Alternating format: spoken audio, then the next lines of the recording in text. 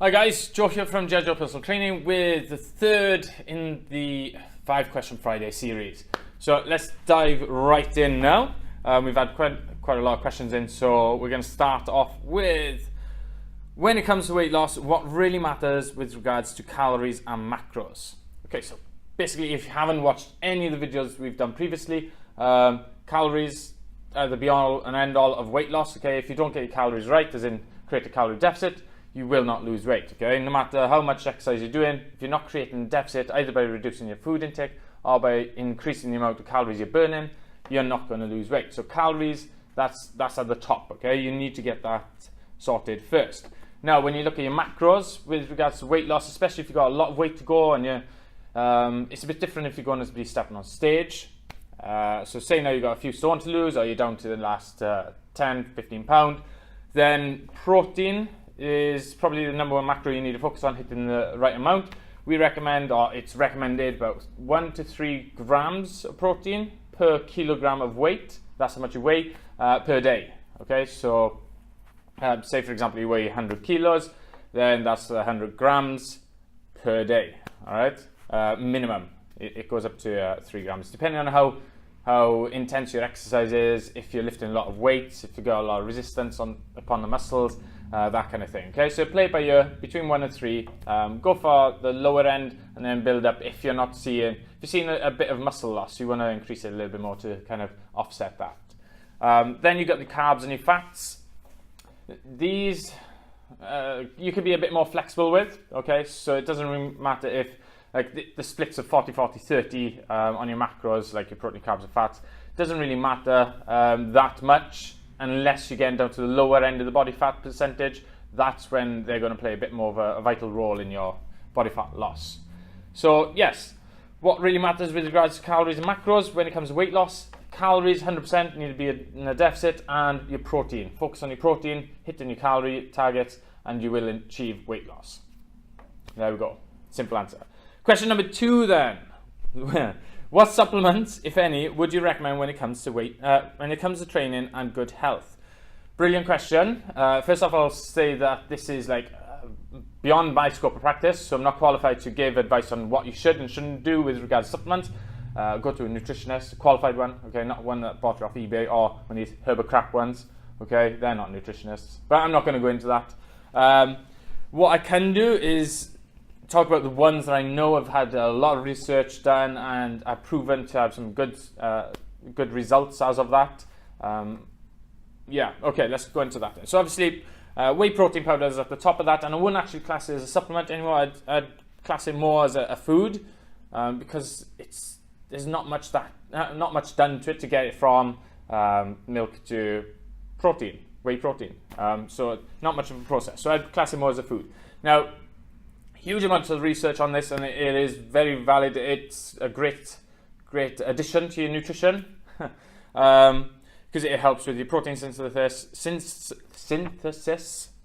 and keeps your satiety up. So your hunger levels, it'll keep them at bay a little bit more than like if you had like a sugary snack like a Mars bar or an apple or anything like that. Okay, it keeps your hunger at bay for a bit longer than those. Yeah, like I said in the previous question, 1 to 3 grams per kilogram of weight per day. That's ideal, and that's recommendation. Some people go a lot higher. Some people would like to say around the 1 gram per kilogram. It's on to you. It's a very personable thing. Next, you got curcumin. So this is it's a very good anti-inflammatory supplement, and there's been lots of research on it that show that it does help and it aids people, especially if you're of the arthritic type of person. So if you suffer with bad joints and that, it can really help with the anti-inflammatory side of things, which will help ease the pain and increase your movement through the joint, really. Next, you've got creatine. Okay, creatine, aside from caffeine, has probably got the most research done on it, and some brilliant positives from that. Okay, pretty much creatine, as well as your body producing it, if you add in a bit more creatine, it improves your power output, strength increase, and your lean body mass. Okay, so the amount of muscle mass you've got. Obviously, you can't just take it and not go to the gym. Likewise with the protein, if you do that, then you're not going to get any real results. With the creatine, you'll just probably hold on a bit of water, and with the protein, you'll just get fat. You've got to be working out, guys, and putting in the effort, as well as taking supplements, okay? Next, you've got vitamin D3, okay, because, you know, sun gains. Everyone knows that living in Wales, we don't get a lot of sun, so most people would suggest that would be a good vitamin to have in your dietary supplements. As well as that, then you got melatonin. Now, this is a great supplement for sleep latency, so if you struggle with getting to sleep, it helps with your circadian rhythm. Big words coming out today, guys, big words. That is basically your body clock, okay? So if you struggle falling asleep, this will help. This will help you fall to sleep, but it doesn't help you stay asleep, okay? So these are just some supplements that you can look into, and the reason I'm suggesting them is because there's some really good research that backs up what they claim to be able to help you with, okay? Aside from that, and you have got the obvious, you've got caffeine, okay? Caffeine is one of the most researched a supplementary addition to your nutrition. It helps, well, keep you awake, but you can build up a tolerance to it. Likewise, you can build up a tolerance to a lot of supplements that people take, okay?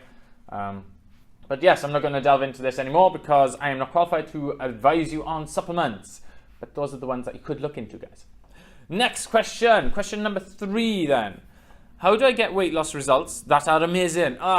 Great question. I mean, we're really good at getting results, so hey, come to us. Yes, that's brilliant. Number 1 bit of advice, be consistent.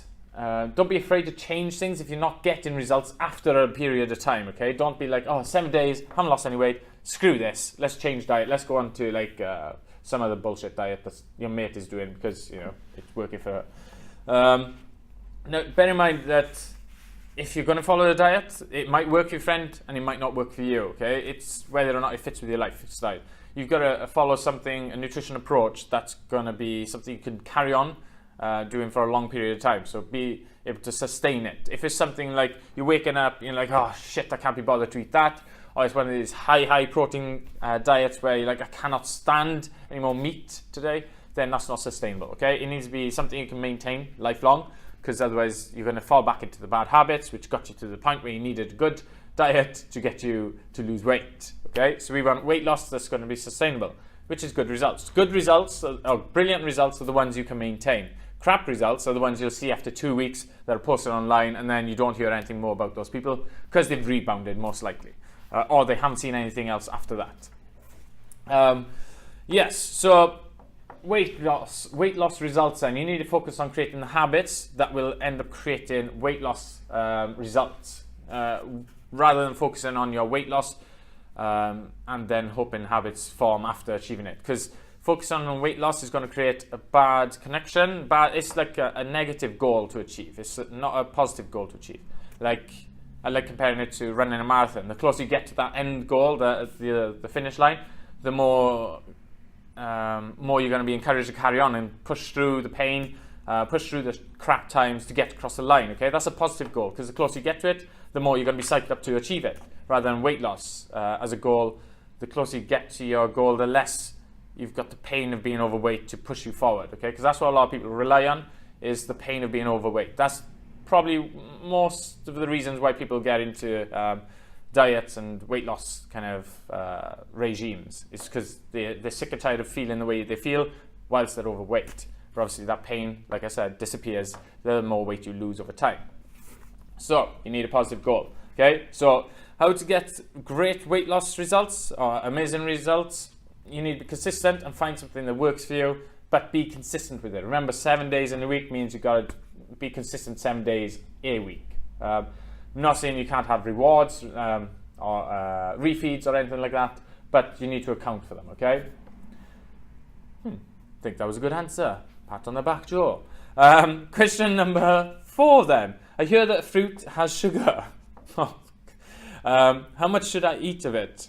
Okay, so yes, fruit does have sugar, but it doesn't mean it's not healthy, okay? Fruit is very healthy. That's why it doesn't have a sticker on it saying, eat me, I'm healthy, all right? Now, what have I written down here? Try not to blend it. Not because, right, the problem we have here is people I'll say people, when I say people, I mean Slimming World or Weight Watchers, the ones that say, eat your fruit, but don't blend it, because that's a sin. But if you eat it whole, it's not a sin. What a pile of shit.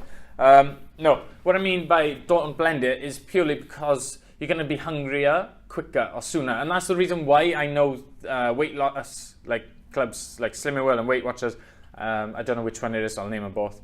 That's why they say not to blend your fruit, and that's why they give it a sin, okay? Because they're trying to avoid you drinking your calories rather than chewing it and having it in your body, so it stays in a bit longer, you feel a bit fuller for longer, okay? But bear in mind, eating an apple isn't going to keep you feeling full for very long. That is not very hunger, craving, crushing. Oh dear. Yes, so fruit does have sugar. You shouldn't avoid fruit because it's got very, very many benefits, a lot of nutrient content in it. But bear in mind, yes, it does have calories.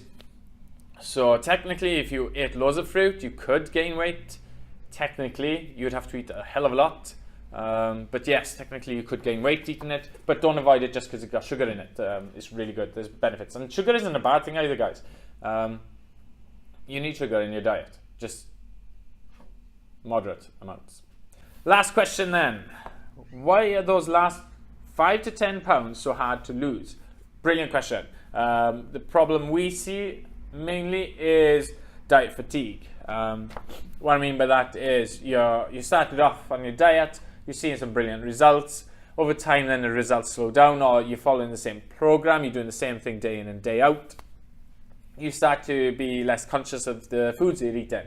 So whereby if you went to cinema before and you ate popcorn, you would have tracked it. These days you're not. So you're putting a few extra calories in your body and not being aware of it.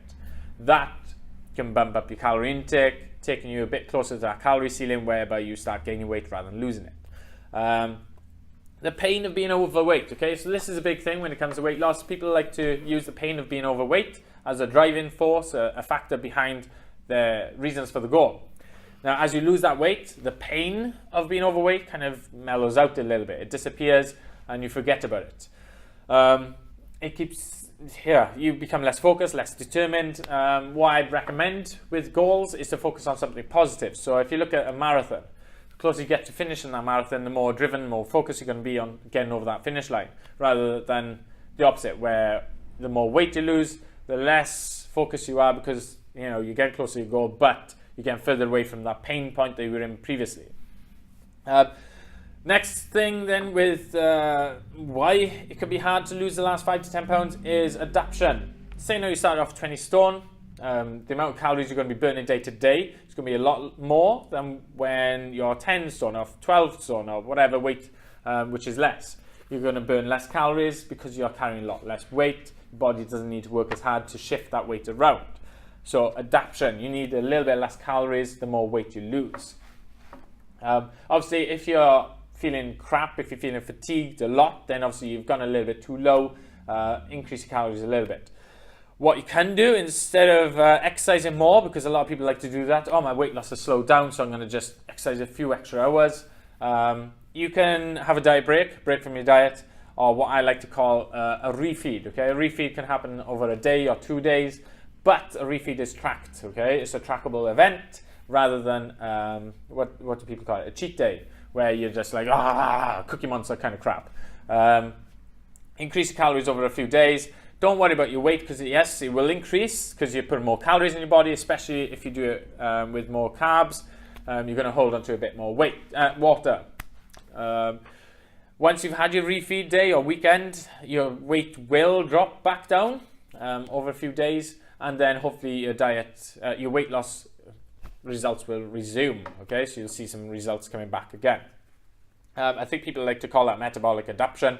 I don't like to get into the scientific words because clients don't really need to know that. Your NEAT, okay, so basically NEAT is the amount of calories you're burning, which is not related to exercise. So like sitting down, walking around, that kind of stuff, all right? That will reduce if you're low calories. So your body's going to try and reduce the amount of movement you're doing to reduce the amount of calories you're expending. Basically trying to hold on to the energy just in case, that fight or flight kind of thing. You're unknowingly trying to conserve your energy, okay? So be a bit more proactive. Make sure you've got a step target. Try and hit your step target, that kind of thing. Just make sure that you're still being as active, all right? That's basically it, really. That's probably some of the reasons we see people slow down their weight loss progress is because of those, all right? Diet fatigue is a big thing because what a lot of people do is they follow a stupid thing, like a military diet, for example. Let's eat like stupidly low calories and hopefully it'll work. So yes, it will work because you drop a shitload of weight, water weight, muscle mass, but then you're going to be like down there. You know, your energy level is going to be low. You're going to be snapping at your partner, biting their heads off. Kids get it in the neck. We like to do it a little bit differently. Healthy habits that you can maintain and sustain long term, which means you don't lose the weight, then gain the weight, and then lose the weight and gain the weight. You don't want to be keeping on losing the same 10 pounds over and over again. So yeah, that's it, guys. That's 5 Question Friday. Hopefully that's helped a lot of you understand a few things and keep you moving, guys. If you got any questions, comment below or inbox me if you're a bit shy, and they will be featured in a video soon.